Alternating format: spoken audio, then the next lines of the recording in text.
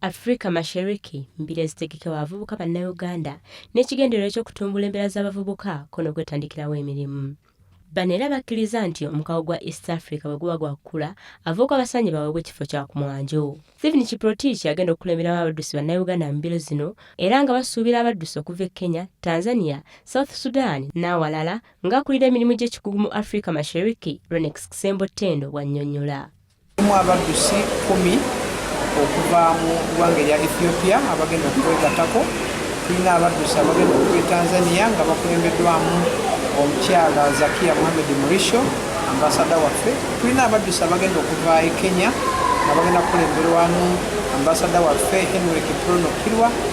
Ne wane Uganda tulina abaddusi bangi abamanya omuli ba Moses Kipsiro, Stephen Kiprotich n'abalala abagenda okutwegattako. Embiro nga ziwedde wakubawo okusiima ebikonge eby'enjawulo omuli abakulembeze ko n'abaliko abakulembeze ba East Africa nga basiimwa olw'okutandika omukago gwa East Africa ku Sipiikiriza Otieno Munyonyo.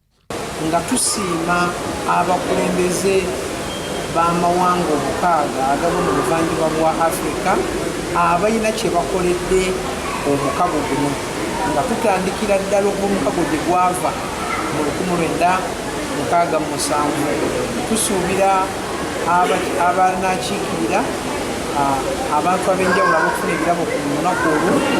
Tusuubira Maama Maria Nyerere okuva e Tanzania.